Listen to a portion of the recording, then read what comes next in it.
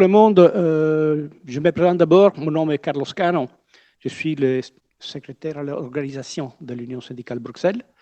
Je suis ici avec Niels Braque, président de l'Union syndicale Bruxelles, Sophie Otta, secrétaire générale, ainsi que nos amis de la section du Conseil, Francis McFadden et Kerstin Renaud, ainsi que Rini et Emmanuel de notre secrétariat qui nous aident surtout sur la partie technique. Bon, nous avons le plaisir de présenter la 5e conférence, c'est devenu déjà une tradition très agréable, qui est donnée par Maître Michael Gossio, qui est avocat associé du cabinet Hirsch et Van Halst, professeur associé à l'ULB et conférencier au master en gestion fiscale à la Solvay Brussels School, qui nous parlera du sujet habituel qui est le fisc et moi. Je pense que je ne perds pas plus de temps. Michael, c'est à toi. Merci, Carlo, pour cette présentation. Merci à l'Union syndicale pour l'invitation à ce sujet, effectivement la 5e fois. Ce sujet donc autour du fisc et moi qui consiste à essayer de déterminer quelles sont les obligations fiscales des fonctionnaires européens en Belgique. Et je vous propose tout de suite de rentrer dans le vif du sujet parce qu'on a quand même un petit peu de pain sur la table. Donc, et on va commencer par aborder 2 principes essentiels à la taxation des fonctionnaires européens. Le premier principe, c'est celui d'une double répartition du pouvoir d'imposition. Ça veut dire quoi? Ça veut dire qu'un fonctionnaire européen, eh bien, il va avoir 2 règles qui vont s'appliquer à lui quand il s'agit de savoir comment et dans quel état il va être taxé. La première règle, elle est spécifique à votre situation. C'est le fait que pour tout ce qui est vos traitements, vos salaires et vos autres émoluments versés par l'Union européenne, eh bien, vous êtes taxé par l'Union européenne elle-même. Et donc, oui, les fonctionnaires européens payent évidemment un impôt, vous le savez, vous payez un impôt européen sur votre rémunération et assez naturellement, puisque vous payez un impôt européen sur votre rémunération, eh bien, vous êtes exempté de toute imposition nationale sur cette même rémunération, puisque sinon, elle serait taxée 2 fois. La particularité du fonctionnaire européen, c'est que cette exemption de toute imposition nationale, elle se fait par ailleurs sans réserve de progressivité. Alors, la réserve de progressivité, c'est quelque chose d'assez technique, mais disons que de manière générale, votre rémunération ne va à aucun moment être pris en compte et influencer votre régime fiscal sur d'autres revenus que vous pourriez avoir par ailleurs. Et ça, c'est une situation qui vous différencie, par exemple, de vos collègues d'Eurocontrol qui, eux, ont une réserve de progressivité. Et c'est pour ça que eux doivent mentionner dans leur déclaration fiscale le montant de leur rémunération, alors que vous, en réalité, vous devez simplement mentionner que vous êtes fonctionnaire européen et que vous avez une rémunération qui dépasse un certain seuil qui est de 11 000 et quelques euros. Ça va viser, alors cette taxation au niveau de l'Union européenne et cette exemption au niveau des impositions nationales, ça va également viser des pensions d'invalidité. Après votre départ à la retraite, ça va viser votre pension. Ça va éventuellement viser une pension de survie. Donc, c'est vraiment tout ce que l'Union européenne vous paye qui est concerné par cette exemption d'imposition nationale. À côté de cette règle-là, donc vos rémunérations de l'Union européenne sont taxées par l'Union européenne et pas par les États membres, vous avez l'autre règle de répartition de pouvoir d'imposition, qui est en fait la règle qui s'applique à tous les contribuables, donc moi y compris, et qui va concerner tous vos autres revenus. Ça peut être des loyers, ça peut être des dividendes, ça peut être des intérêts, des royalties, des plus-values. Sky is the limit. Eh bien, pour tous ces autres revenus, vous êtes donc soumis aux règles ordinaires. Et comme vous êtes soumis aux règles ordinaires, il faut se demander si vous êtes taxé dans votre état de résidence ou si vous êtes taxé dans l'état de la source. Et vous voyez que sur mes slides, j'indique bien et/ou, puisqu'il existe des situations dans lesquelles il va y avoir une double imposition Donc, c'est bien l'un ou l'autre, mais ça peut aussi être l'un et l'autre. Et donc, ça nous amène à la deuxième règle essentielle à votre taxation, qui est celle de la détermination de votre lieu de résidence. Alors, la première chose, le premier fantasme auquel il faut couper court, c'est celui de la nationalité. C'est vrai que quand je reçois des fonctionnaires en réunion, souvent la première chose qu'ils me disent, c'est je suis de nationalité française, espagnole, peu importe. En matière fiscale, la nationalité n'a pour ainsi dire pas d'importance. C'est pas tout à fait vrai. Sur certaines règles subsidiaires, il va y avoir en dernier recours une règle de nationalité possible. Par exemple, quand il y a des conflits de résidence, c'est-à-dire quand il y a deux États qui vous considèrent comme résidents de leur État, eh bien, la dernière règle pour trancher ce conflit de résidence sera celui de la nationalité. Mais avant d'appliquer cette règle de la nationalité, il y a tous les autres critères qui vont rentrer en compte. Et le premier et le plus important, c'est celui du foyer d'habitation permanent. Donc, en principe, la résidence d'un contribuable, c'est son foyer d'habitation permanent, c'est-à-dire que c'est l'endroit où ce contribuable habite avec ou sans d'ailleurs son conjoint, son cohabitant légal, ses enfants.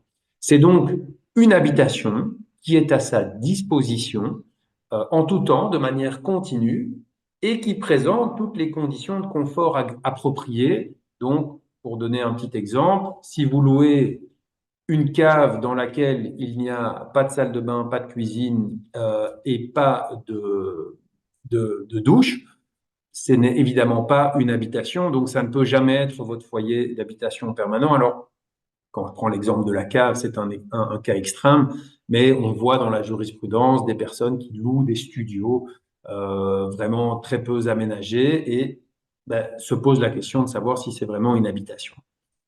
Donc, pour un fonctionnaire européen, on va prendre une situation classique. Vous habitez à Bruxelles, vous résidez à Bruxelles avec votre mari, votre femme, votre cohabitant, vous avez vos enfants qui sont scolarisés à Bruxelles également. Eh bien, situation simple, votre foyer d'habitation permanent se situe à Bruxelles et donc en Belgique. Mais, parce que les choses ne sont quand même pas toujours aussi simples que ça pour vous, mais il y a une exception fondamentale qui est pour le fonctionnaire européen l'exception de résidence, c'est-à-dire que le protocole prévoit en son article 13 qu'en fait, pour l'application de l'impôt sur les revenus et sur la fortune, pour l'application des droits de succession, pour l'application des conventions préventives de double imposition, eh bien, en fait, le fonctionnaire européen va conserver sa résidence dans l'État membre où il avait établi cette résidence avant son entrée en fonction. Ça veut dire très concrètement que si un national italien habite en Espagne et est à ce moment-là recruté par l'Union européenne pour venir travailler en Belgique, sa résidence qu'il va conserver après être venu en Belgique, ce sera l'Espagne, parce qu'il était établi en Espagne au moment où il est entré en fonction. Mais j'attire votre attention sur le fait que on conserve la résidence dans l'État membre où on était établi avant l'entrée en fonction. Ça veut dire que si avant l'entrée en fonction, vous n'étiez pas établi dans un État membre, mais par exemple à l'étranger, en Thaïlande, pour donner un exemple, eh bien là, alors l'exception ne s'appliquera pas, puisque dans ces cas-là, vous n'allez évidemment pas conserver une résidence en Thaïlande, vous deviendrez résident belge dans ce cas-là.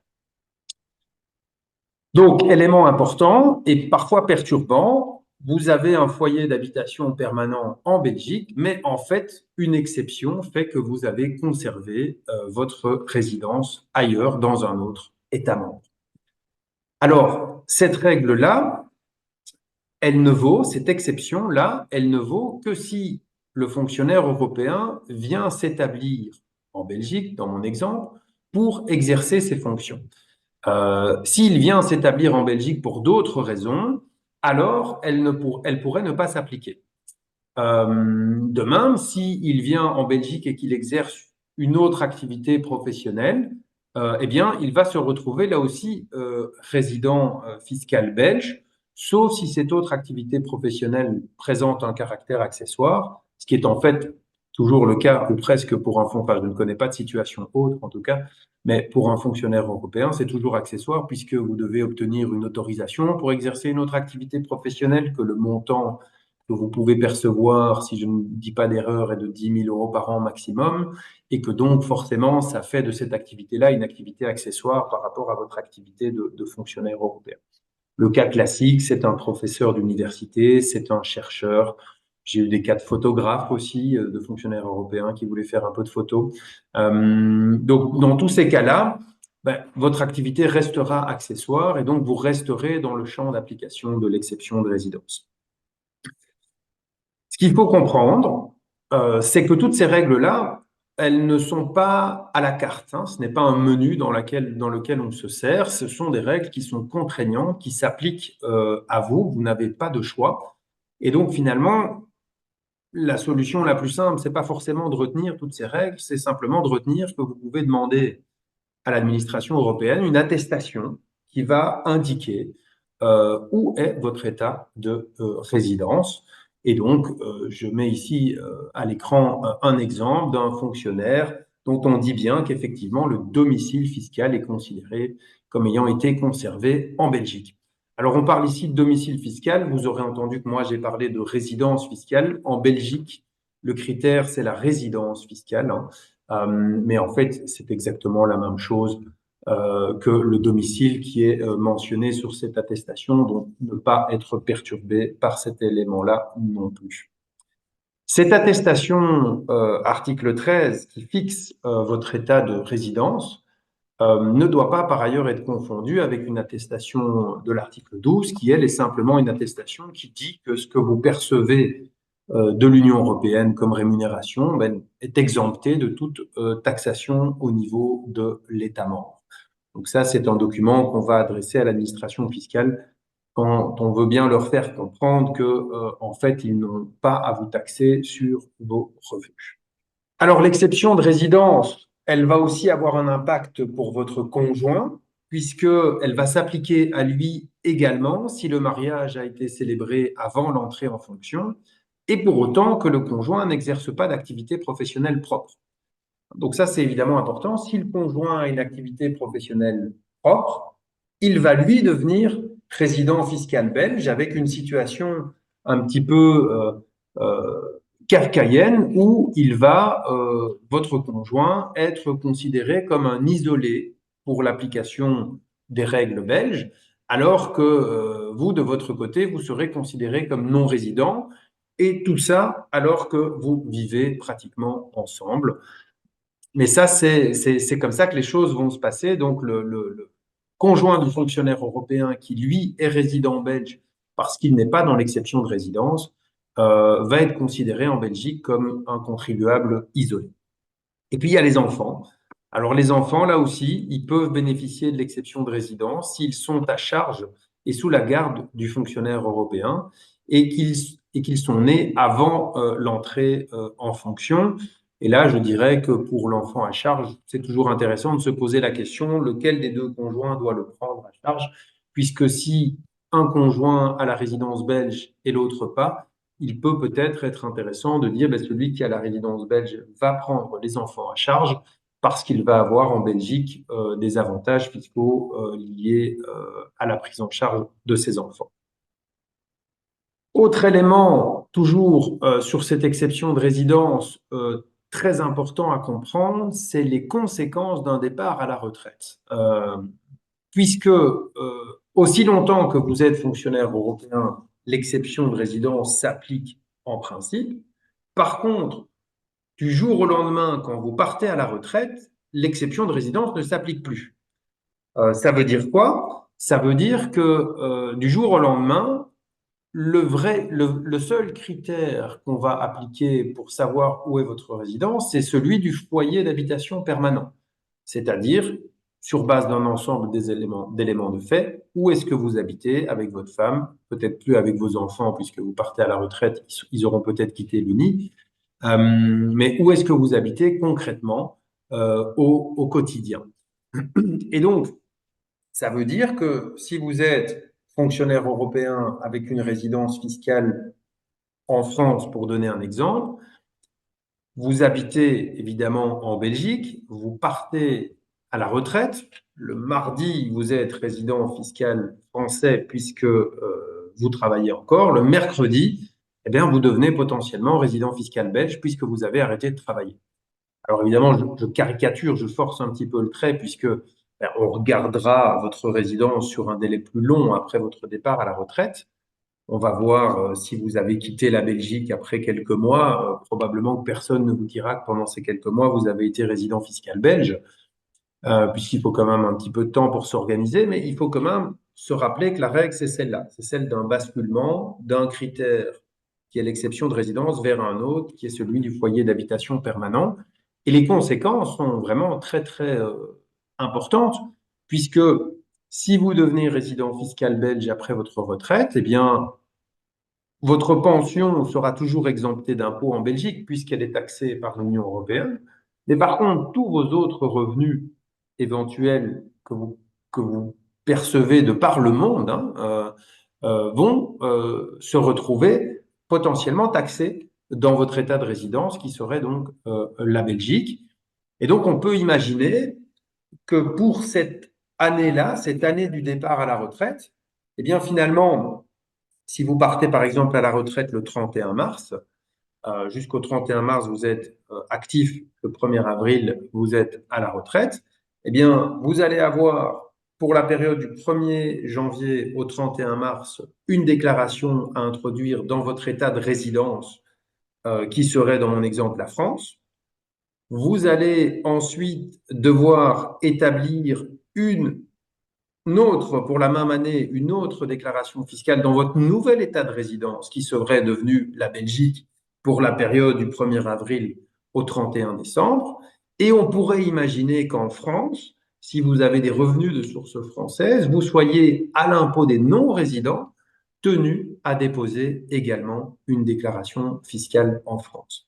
Vous voyez que si vous vous posez des questions sur quelles sont vos obligations déclaratives, et il y en a, eh bien, potentiellement, vous en avez beaucoup et dans plusieurs pays, alors même que finalement, dans mon cas, vous n'avez strictement pas changé votre façon de vivre. Vous aviez vos habitudes en Belgique et après votre départ à la retraite, vous conservez vos habitudes en Belgique.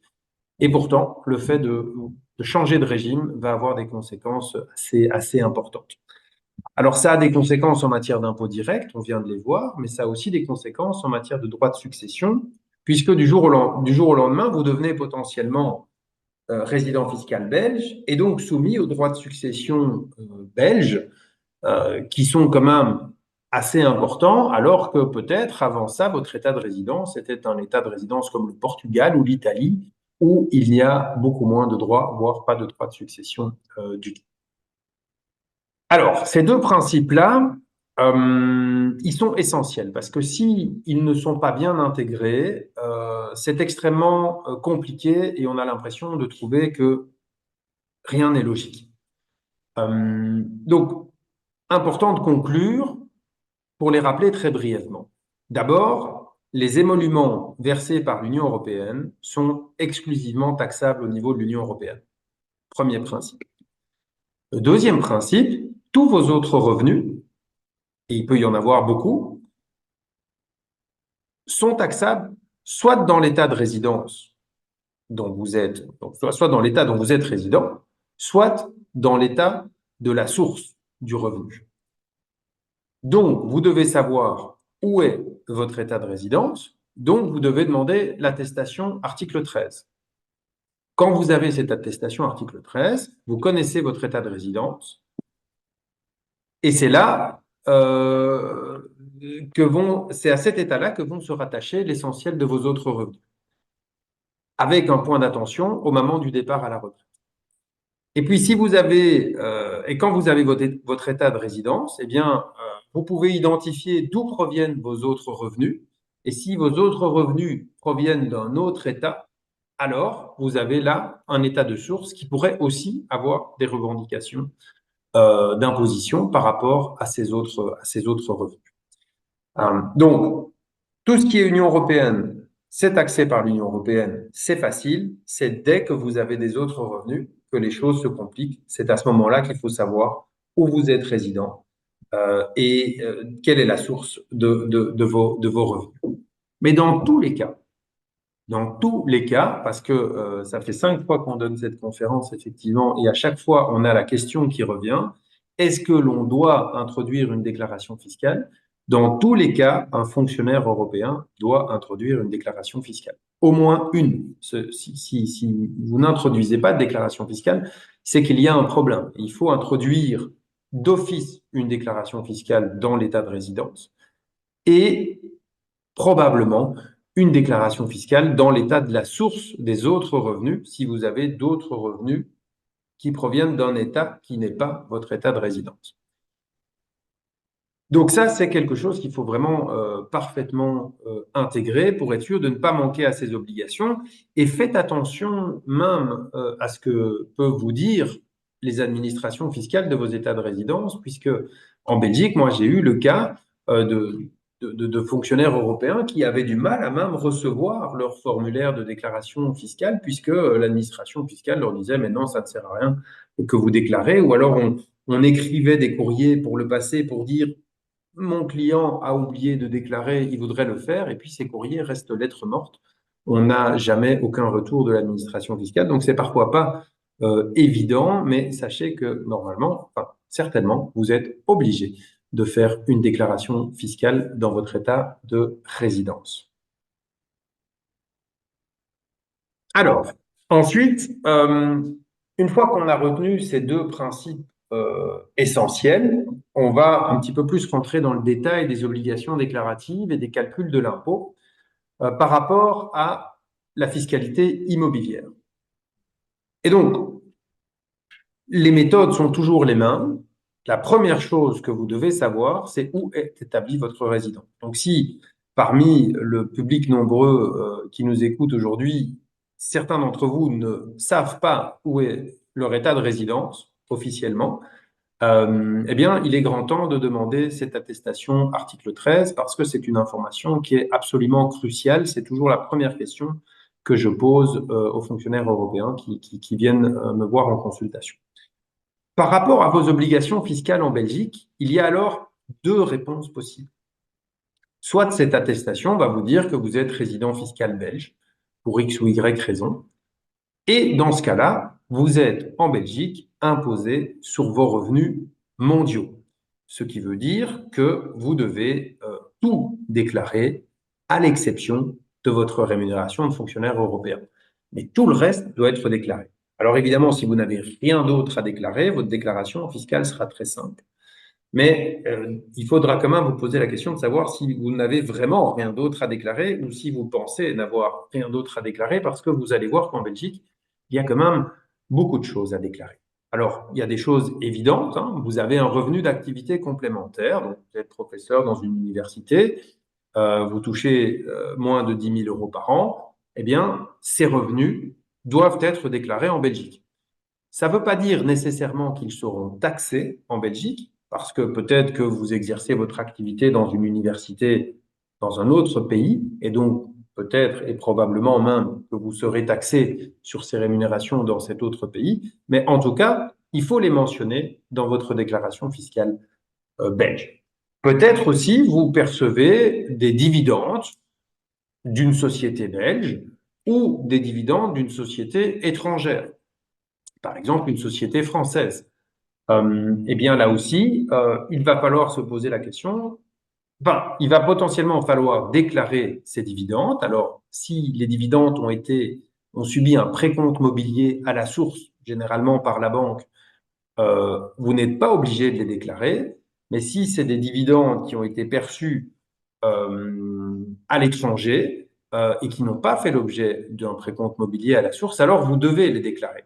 Maintenant, moi, je préconise quand même dans tous les cas de déclarer les dividendes, enfin dans tous les cas. En tout cas, il faut se poser la question de cette déclaration des dividendes, puisque la fiscalité peut être problématique, notamment parce que le dividende est typiquement un des revenus qui peut subir une double imposition, c'est-à-dire une imposition dans l'état de la source et une imposition en Belgique.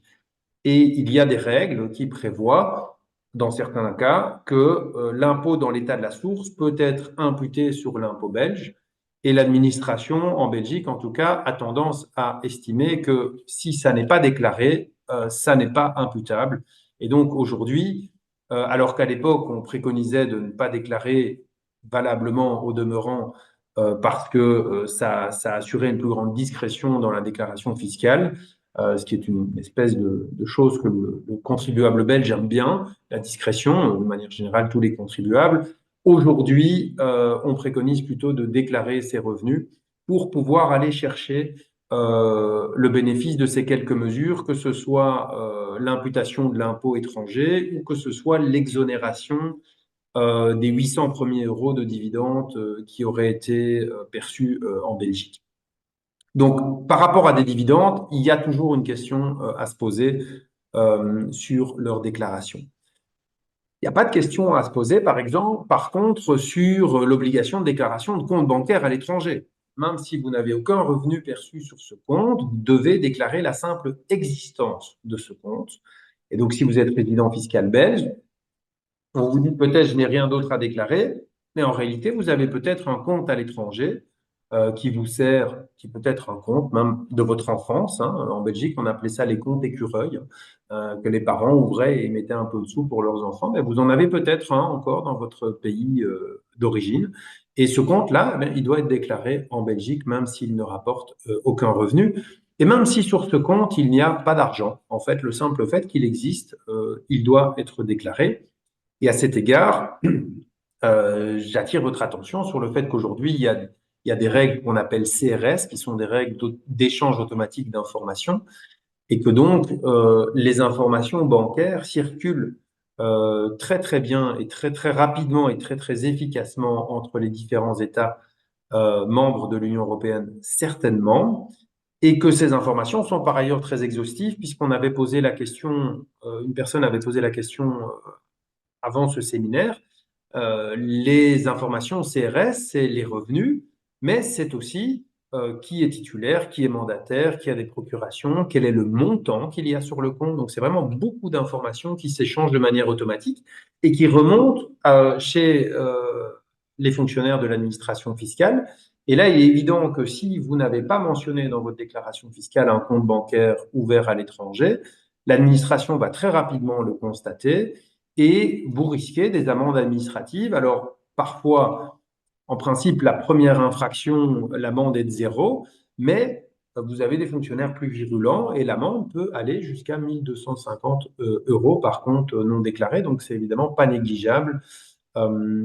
Élément donc à ne pas oublier si vous êtes résident fiscal belge.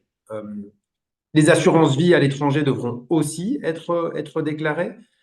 Alors, les constructions juridiques doivent aussi être déclarées. Et jusqu'il y a peu, j'avais en tout cas un peu tendance à passer très vite sur ces constructions juridiques, puisque étaient visées vraiment des sociétés globalement établies dans des paradis fiscaux ou objectivement des sociétés dont on savait très bien qu'elles avaient une fiscalité très avantageuse. Elles étaient assez bien identifiées. Aujourd'hui, figurez-vous que, et pour les compatriotes français qui nous écoutent aujourd'hui, figurez-vous qu'aujourd'hui, une société civile immobilière, qui est un outil de gestion en France très classique, eh bien, est potentiellement une construction juridique. En tout cas, il y a des nombreux débats. Vous aurez peut-être lu des articles de presse à ce sujet. Il y a des nombreux débats. C'est des questions juridiques très complexes, comme toujours avec les constructions juridiques. Mais c'est un débat, c'est une réflexion que vous devez avoir aujourd'hui si vous avez une SCI en France et que vous êtes résident fiscal belge, puisque le fait de ne pas déclarer une construction juridique peut justifier l'application d'amendes je suis plus sûr du montant, mais non, mais je crois qu'on est à 6 250 euros d'amende par construction juridique et par an. Hein, donc, vous avez une SCI et vous ne la déclarez pas 2 ans, mais ça fait quand même 12 500 euros d'amende. Et par ailleurs, si vous avez une construction juridique, vous avez aujourd'hui des délais d'investigation qui sont prolongés et qui portent jusqu'à 10 ans. Et donc, comme on a fait très récemment, c'est une réforme du début de l'année, comme on a fait très récemment rentrer dans le giron de cette notion de construction juridique des sociétés aussi habituelles que des sociétés civiles immobilières en France, il y a une question à se poser. Donc ça, c'est si l'attestation de résidence, et j'ai presque envie de vous dire si malheureusement l'attestation de résidence vous dit que vous êtes résident fiscal belge. Si elle vous dit que vous êtes non résident fiscal belge, mais alors vous devez vous dire, OK, mais donc vous êtes résident fiscal d'un autre pays, forcément, et quelles sont mes obligations déclaratives dans cet autre pays, parce que très probablement qu'il y a des obligations déclaratives dans ce pays. Mais ça ne veut pas dire que vous n'avez pas d'obligation déclarative en Belgique pour autant, puisque vous avez peut-être des revenus de source belge. Ça peut être des dividendes. Est-ce qu'ils ont été précomptés à la source ou pas? Est-ce qu'on vous a bien fait bénéficier de l'exonération sur les 800 premiers euros, puisque cette exonération s'applique également pour les non-résidents? Peut-être aussi vous avez de l'immobilier en Belgique, puisque c'est le chapitre principal ici de mon hypothèse, et peut-être que cet immobilier, vous devez le déclarer en Belgique. Alors, imaginons maintenant que vous êtes effectivement propriétaire de plusieurs immeubles en Belgique, et l'exemple classique, c'est que vous avez votre habitation propre, c'est-à-dire l'immeuble où vous habitez effectivement, et puis vous avez un premier logement que vous donnez en location et qui était en fait le premier appartement que vous avez acheté. Donc ça, c'est vraiment un schéma que je vois très classiquement. Un fonctionnaire européen arrive en Belgique, il achète un premier appartement, tout se passe bien, et 10 ans ou 15 ans plus tard, il achète une maison et il met son premier appartement en location. Si ce fonctionnaire européen est résident fiscal belge, il va devoir déclarer le revenu cadastral non indexé de ses habitations. Alors, pas l'habitation propre, puisqu'il y a une exonération spécifique pour l'habitation propre, mais par contre, pour l'autre, pour le premier appartement qu'il n'habite plus, il va devoir déclarer le revenu cadastral. Et l'administration va calculer une base imposable sur la base de ce revenu cadastral avec un coefficient d'indexation. Vous voyez à l'écran pour 2024, ce coefficient est de 2,1763. Donc l'inflation qu'on a connue il y a 2 ans maintenant s'est fortement marquée. Et puis, on va augmenter ce revenu cadastral ainsi indexé de 40%. Et donc, vous voyez que pour un appartement avec un revenu cadastral de 900 euros, qui est quand même un revenu qu'on peut qualifier de modeste, vous allez arriver avec une base imposable de 2742,14 euros et un impôt de 685,53 euros calculé à 25%, donc en partant du principe que vous êtes dans la première tranche d'imposition. Ça, c'est si vous avez loué votre appartement à une personne physique qui l'utilise pour les besoins de sa vie quotidienne, hein, comme un appartement. Si vous aviez loué cet appartement à une société, par exemple, qui allait le mettre à disposition d'une personne physique, le dirigeant, alors là, ça change tout à fait. Vous n'êtes plus taxé sur le revenu cadastral non indexé, vous serez taxé sur les loyers réellement perçus. Et si ce loyer réellement perçu est de 10 000 euros, ben vous voyez que vous avez une petite déduction de frais possible de 3 276 euros. Elle est forfaitaire, hein, il ne faut pas justifier de frais en particulier. Mais vous allez quand même vous retrouver avec une base imposable de 6 724 euros et à payer un impôt de 1 681 euros. Pourquoi je fais ce calcul? Parce que c'est un cas d'école. Vous devez faire attention à qui vous louez votre appartement, puisque si vous le louez à une personne physique qui va l'habiter, vous avez une taxation qui est relativement clémente en Belgique, puisque basée sur le revenu cadastral indexé majoré de 40% et pas sur les loyers réellement encaissés. Si vous êtes dans la deuxième hypothèse et que vous louez à une société, là par contre, vous êtes taxé sur les loyers réellement perçus et vous voyez que ça fait quand même une différence de 1 000 euros en termes d'impôts à la fin de l'année. Donc, à prendre en compte à qui vous louez cet appartement. Mais dans tous les cas, il y a quelque chose à déclarer par rapport à cet immeuble. Alors, si vous êtes non résident fiscal belge, donc vous avez votre résidence fiscale qui est établie à l'étranger sur base de cette attestation article 13, là, la situation est un petit peu plus compliquée. En principe, vous êtes taxé sur vos revenus immobiliers de source belge. Mais pour éviter un formalisme administratif trop important, fut un temps où on a décidé qu'en dessous d'un certain seuil, quand bien même vous aviez des revenus de source belge, eh bien, vous n'alliez pas payer d'impôts en Belgique, vous ne devez alors même pas déclarer le revenu. Ce seuil, il est de 2 500 euros. Donc, si vous êtes en dessous de 2 500 euros, donc concrètement 2 499,99 euros, vous êtes en dessous du seuil, donc vous n'êtes pas taxé et vous ne devez même pas déclarer le revenu de source belge. C'est un seuil qui, par ailleurs, s'entend par contribuable. Et si les conjoints sont propriétaires ensemble de l'immeuble, on va regarder, le seuil va être fixé en fait à 5 000 euros, c'est-à-dire 4 999,98, ne vous trompez pas, puisqu'aucun des deux époux ne peut arriver à 2 500 euros. Donc le montant maximum, ça n'est que 4 999,98 et aucun des deux ne peut dépasser les 2 499,99 euros. Si un des conjoints excède ce montant, alors les deux seront taxés. Donc, la question que vous devez vous poser si vous êtes non-résident fiscal belge, mais que vous avez un immeuble en Belgique, c'est quel est mon revenu imposable par rapport à ces immeubles? Alors, là aussi, je suis d'avis, mais c'est une position que je n'ai jamais eu l'occasion de faire confirmer par l'administration fiscale, que si on parle de votre habitation propre, il ne faut pas en tenir compte. Parce que votre habitation propre, elle est exonérée en Belgique et donc je ne la fais moi pas rentrer dans les seuils minimums imposables. Donc en fait, on ne va tenir compte que de l'autre habitation, dans mon exemple, que de le premier appartement donc, qui a été acquis par le fonctionnaire européen.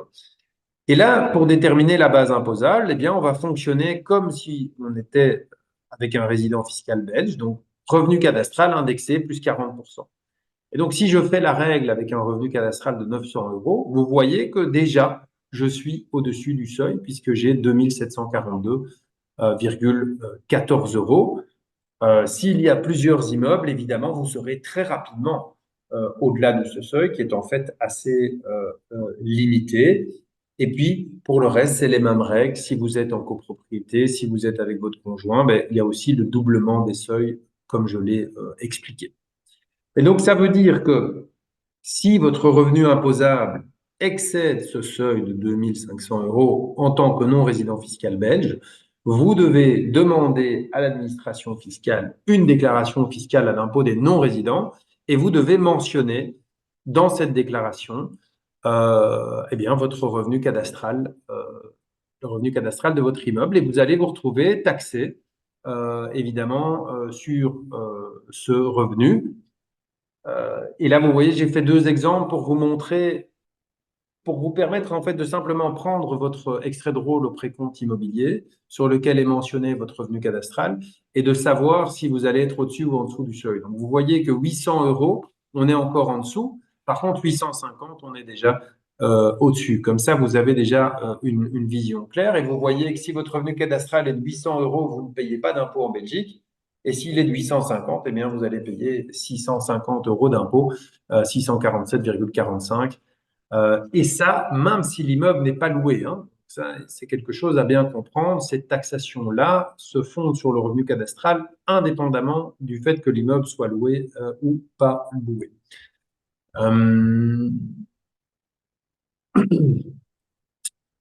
Donc, vous voyez qu'avoir des immeubles en Belgique, ce n'est pas sans conséquence et ça doit poser des questions. Alors, j'ai parlé du précompte immobilier parce qu'effectivement, sur votre avertissement extrait de rôle, vous allez retrouver le revenu au précompte immobilier, vous allez retrouver le revenu cadastral de vos immeubles ou de votre immeuble. Le précompte immobilier est d'ailleurs lui-même un impôt qui est basé sur le revenu cadastral et parfois c'est compliqué à comprendre que ce n'est pas le même impôt dont on parle. Donc, le précompte immobilier, c'est un impôt régional. Donc, si votre immeuble est situé en région Bruxelles-Capitale, vous allez payer le précompte immobilier à Bruxelles Fiscalité. La taxation que j'ai évoquée avec vous, les 650 euros que j'ai évoquée avec vous précédemment, c'est une taxation fédérale. Vous allez donc la payer à l'État belge et pas à la région bruxelloise. Et c'est une taxation qui s'ajoute au précompte immobilier. Donc, ce n'est pas parce que vous payez un précompte immobilier que vous ne devez pas en plus payer un impôt au niveau fédéral. Ce sont des impôts qui s'additionnent. Ça n'a pas toujours été le cas. Fut un temps, le précompte immobilier était une avance sur l'impôt immobilier, mais ça fait maintenant quand même quelques années que c'est devenu un impôt à part entière.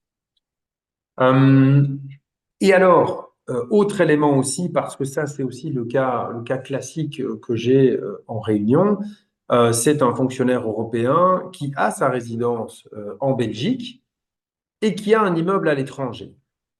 Et généralement, ils arrivent assez à remonter en disant, mais moi je paye beaucoup d'impôts à l'étranger déjà pour cet immeuble, je ne vois pas pourquoi je devrais encore payer de l'impôt en Belgique. Alors, autant je peux comprendre le raisonnement, autant les règles sont claires. Si vous êtes propriétaire d'un immeuble à l'étranger et que vous êtes résident fiscal belge, vous devez, dans un premier temps, déclarer cet immeuble à l'administration du cadastre, l'administration du patrimoine. Et qu'est-ce que va faire cette administration? Elle va vous attribuer un revenu cadastral à la belge. Donc, c'est-à-dire que votre immeuble étranger va se retrouver, on va lui attribuer un revenu cadastral à la belge. Alors, comment est-ce qu'on va faire? C'est une règle très simple, hein. Vous donnez la valeur actuelle de l'immeuble ou vous donnez sa valeur d'acquisition et la date d'acquisition, et puis éventuellement les travaux de transformation que vous auriez fait depuis lors. Et en partant de ces valeurs, l'administration fiscale va appliquer un facteur de correction, ça va dépendre de la date d'acquisition, et elle va appliquer un taux de rendement. Et pour parler concrètement, quelques exemples, vous voyez qu'un bien immobilier situé en France qui est acquis 425 000 euros en 2003, eh bien, l'administration va prendre le prix d'acquisition comme base, un facteur de correction qui pour l'année 2003 est de 9,625, et puis un rendement forfaitaire de 5,3%. Et elle va vous dire, eh bien, votre revenu cadastral de cet immeuble-là, c'est 2340,26 euros. Et puis, même exemple au Portugal, pour un immeuble acquis en 2022, vous voyez que la règle est la même. Ce qui change, évidemment, c'est le facteur de correction, puisqu'en 2022, le facteur de correction est de 15,018. Et vous arrivez, pour un immeuble qui vous a coûté plus cher en 2022, à un revenu cadastral moins élevé de 2117,46 euros. Alors ça, c'est la première étape. Vous avez déclaré à l'administration fiscale. Vous pouvez faire ça via le site myminfin.be ou sous format papier. Les formulaires sont disponibles sur Internet et très rapidement, vous allez recevoir votre revenu cadastral. Et ce revenu cadastral, même s'il concerne un immeuble situé à l'étranger, vous allez devoir le mentionner dans votre déclaration fiscale belge. Alors, ça ne veut pas dire qu'il sera taxé parce qu'il y a beaucoup de chances qu'il y ait une convention préventive de double imposition, hein, ce que j'ai appelé CPDI sur mes slides. Beaucoup de chances qu'une convention préventive de double imposition existe entre la Belgique et l'État où votre immeuble est situé, et ces conventions vont systématiquement prévoir que le revenu de l'immeuble situé dans l'autre État est taxable dans cet autre État. Donc, vous n'allez pas payer d'impôt sur ce revenu-là en Belgique, mais par contre, il va pouvoir être pris en compte pour ce qu'on appelle, ce que j'ai déjà évoqué avec vous, la réserve de progressivité. Mais pour un fonctionnaire européen, pour avoir fait plusieurs fois les calculs, la réserve de progressivité n'a pas beaucoup d'influence. Pourquoi? Parce que votre revenu principal, lui, n'est pas taxé en Belgique. Et donc, si votre seul revenu autre, ce sont vos immeubles étrangers, eh bien, quand vous allez les déclarer, finalement, votre revenu imposable en Belgique, ce sera toujours zéro. Par contre, si vous avez vraiment d'autres revenus, comme par exemple une activité complémentaire, eh bien, alors, vous allez additionner les revenus de cette activité complémentaire avec vos revenus de votre immeuble à l'étranger. Ça va potentiellement faire grimper votre taux d'imposition et vos revenus de l'autre activité pourraient se retrouver plus fortement taxés. Mais là aussi, l'impact va être très faible en réalité puisque par définition, vos revenus d'une autre activité sont limités à 10 000 euros par mois, par an. Donc, on reste quand même de toute façon sur des montants de revenus qui sont relativement faibles. Mais imaginons encore un autre cas, vous êtes multipropriétaire d'immeubles situés en Belgique et donc vous déclarez beaucoup de revenus cadastrales pour des immeubles belges, eh bien là, la réserve de progressivité par rapport à vos immeubles à l'étranger pourrait avoir une influence. Mais voilà, c'est quand même des cas. Enfin, moi, personnellement, j'en ai jamais vu. Maintenant, depuis que je donne ces conférences et que j'ai quand même un certain nombre de fonctionnaires en réunion, dans la majorité des cas, en fait, cette déclaration du revenu étranger n'a pas d'influence, n'implique pas d'impôt supplémentaire en Belgique. Mais par contre, il faut le déclarer. Donc ça, c'était pour la partie immobilier. Et puis ensuite, on a toujours par rapport à ces biens immobiliers, on a des questions de succession évidemment qui se posent, puisqu'à partir du moment où vous avez des biens immobiliers qui sont situés sur le territoire de la Belgique, eh bien, que vous soyez résident ou non résident, au jour de votre décès, vous allez payer de l'impôt successoral en Belgique. Alors, si vous êtes résident, vous allez payer ce qu'on appelle des droits de succession. Si vous êtes non résident, vous allez payer ce qu'on appelle des droits de mutation par décès. Mais franchement, c'est une distinction linguistique, puisque au final, ça veut dire que vous allez payer de l'impôt en Belgique. Mais c'est néanmoins intéressant à comprendre. Un fonctionnaire européen qui habite en Belgique, qui décède et dont la résidence fiscale en vertu de l'article 13 est établie en France, ne sera pas soumis aux droits de succession, mais aux droits de mutation par décès. Et donc, il ne sera taxé en Belgique que sur ses immeubles belges. Il ne sera pas taxé en Belgique sur les immeubles qu'il aurait à l'étranger ou sur du mobilier qu'il aurait en Belgique ou à l'étranger, sur des actions, sur des comptes bancaires. Tout ça ne sera pas taxé en Belgique parce que sa résidence est en France. Si ce même fonctionnaire part à la retraite et puis décède, ce qui est déjà une hypothèse plus agréable, hein, autant décéder après le départ à la retraite, donc à faire, il sera, alors, s'il est resté en Belgique, il est devenu résident fiscal belge et il sera soumis aux droits de succession. Ce qui veut dire qu'il paiera de l'impôt sur ses immeubles en Belgique, mais aussi à l'étranger, sur ses meubles en Belgique à l'étranger, sur ses comptes bancaires, et qu'il risque une double imposition, puisqu'il pourrait payer de l'impôt et en Belgique et à l'étranger. Donc, vous voyez, de nouveau, cette exception de résidence et le départ à la retraite, à quel point ça peut créer des situations fiscales fondamentalement différentes, surtout quand on voit les taux d'imposition qui sont pratiqués en Belgique ou en ligne directe. On atteint en Flandre 27% des 250 000 euros, 30% des 500 000 euros en région bruxelloise et en Wallonie. Donc les montants sont quand même assez vite importants vu l'évolution des prix. Ce n'est pas tant le pourcentage de 30% qui est particulièrement élevé, mais c'est plutôt l'absence de progressivité réelle des tranches qu'il faut qu'on arrive très vite au taux maximum, en fait. Et alors, si vous commencez à vous éloigner, si c'est des frères et des sœurs, vous voyez qu'on est déjà à 65% avec des tranches qui sont encore plus réduites. Hein, à Bruxelles, 65% au-delà de 250 000 euros. Si c'est des oncles et des tantes, 70% en région bruxelloise. Et si c'est des tiers, 80% bruxelloise et en Wallonie. Au-delà de 75 000 euros. Donc, c'est vraiment très, très rapidement beaucoup d'argent. Donc, il faut penser à planifier sa succession. Ça, c'est une évidence. C'est ce que tout Belge, un tout petit peu conscient de la situation et qui a un état de fortune même raisonnable, fait. Il planifie sa succession.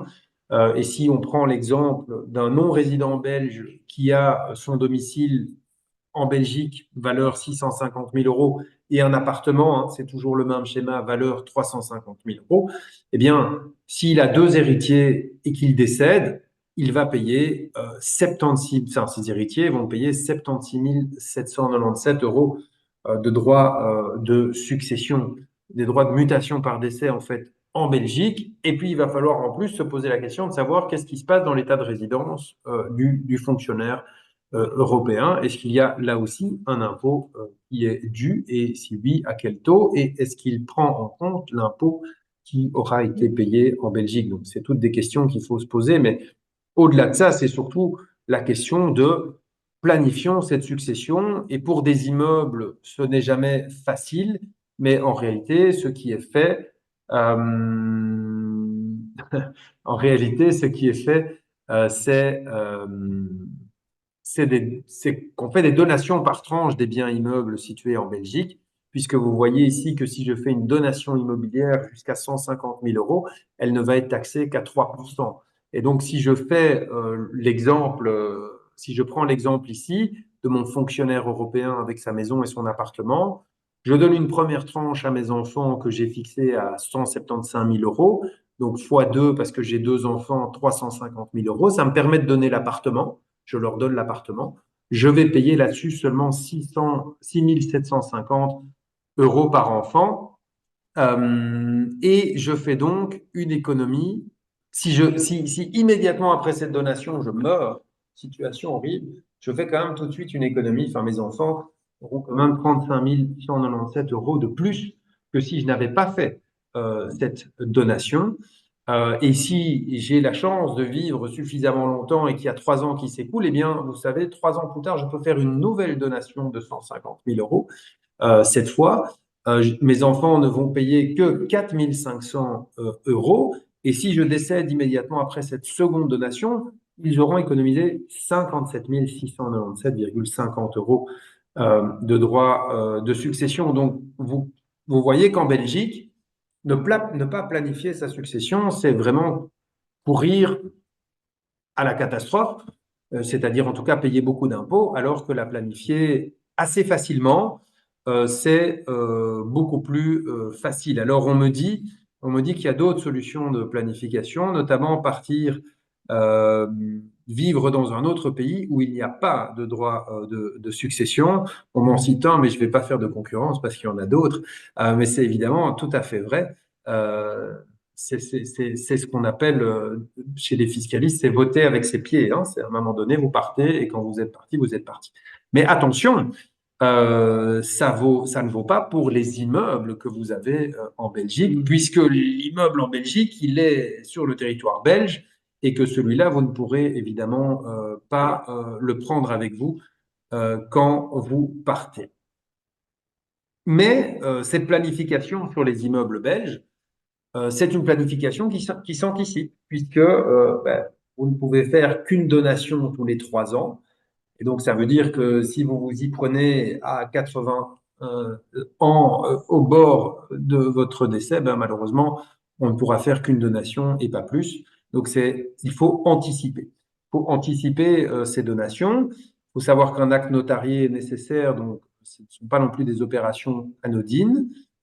Et dans cet acte, vous allez pouvoir insérer toute une série de clauses, hein, parce que ça, c'est toujours aussi le même sujet, c'est on veut bien donner à ses enfants, mais on n'a pas non plus envie de finir fauché, entre guillemets, le reste de sa vie. Vous devez savoir que dans ces actes de donation, il y a toute une série de clauses qui peuvent être prévues, une réserve d'usufruit pour continuer à percevoir les loyers de l'appartement, si c'est possible, un retour conventionnel si votre héritier venait à décéder avant vous et qu'il n'a pas d'enfant, eh bien oui, il est possible d'annuler la donation, vous redevenez propriétaire de tout l'appartement et vous pouvez éventuellement faire une seconde donation à votre autre enfant. Ça évite évidemment que la donation que vous avez faite de l'immeuble à votre enfant qui lui-même n'a pas d'enfant ne soit reçu en héritage par son frère à des taux de succession beaucoup plus, ou sa sœur, à des taux de succession beaucoup plus élevés. Donc, ce retour conventionnel, c'est typiquement des clauses qu'on met dans ces donations. Et puis, vous pouvez aussi décider d'une donation en pleine propriété, par exemple, sans réserve d'usufruit. Vos enfants peuvent avoir l'appartement, ils peuvent même le vendre s'ils veulent, c'est pas votre problème. Mais par contre, ils vont avoir l'obligation de vous entretenir, vous donner une petite rente tous les mois, de s'engager à prendre en charge vos frais médicaux si vous le souhaitez. Donc vraiment, tout est possible dans la modélisation de ces donations. Et si alors ici, je faisais un deuxième exemple, mais qui en fait aboutit globalement au même résultat, sauf que j'ai pris des héritiers différents. Donc, vous voyez que mes héritiers sont des neveux et pas des enfants. Et alors là, évidemment, l'effet est encore plus important, puisque si ce sont des neveux qui héritent, c'est 281 875 euros de droits à payer. Si vous faites des donations préalables, elles coûtent plus cher parce que le lien familial est plus éloigné, donc elles coûtent 20 000 euros, mais les économies que vous allez faire derrière sont beaucoup plus importantes. Donc ça veut dire que, y compris pour ceux d'entre vous qui nous écoutent, si vous n'avez pas d'héritier direct, eh bien, ça ne veut pas dire qu'il ne faut pas penser à planifier votre succession parce que vous voyez de manière chiffrée que les économies peuvent être vraiment très, très importantes. Et puis, si vraiment ces systèmes de donation vous ennuient ou que vous n'avez pas le temps et que vous voulez partir vivre dans un autre pays pour ne pas payer de droits de succession, mais que vous vous dites ces fichus immeubles en Belgique, ben, ils vont rester taxés là-bas, écoutez, il vous reste la solution de vendre parce que parfois la planification successorale la plus facile et la plus efficace consiste à vendre l'immeuble. Et si vous êtes non résident, le moment où vous avez vendu, vous recevez l'argent et cet argent n'est pas taxable en Belgique, puisqu'en tant que non résident, vous n'êtes imposé que sur les immeubles situés sur le territoire de la Belgique. Si vous êtes résident, vous recevez cet argent. Il est taxable en Belgique si vous décédez, mais vous pouvez par contre le donner très facilement avec des taux encore plus favorables, puisque ce sont des taux fixes et pas des taux progressifs. Il est de 3%, et donc vous pouvez donner l'intégralité du montant, ce sera toujours 3%. Et si c'est des tiers, il est de 7%. Et donc là, c'est quand même aussi un taux tout à fait favorable pour des donations entre tiers. Donc parfois, vendre est la solution de planification la plus efficace. Voilà, donc j'ai fait un petit peu le tour de tout ce dont je voulais parler. Et alors en tout cas, je vous remercie pour votre attention. Encore une fois, merci à l'Union syndicale pour cette invitation toujours agréable.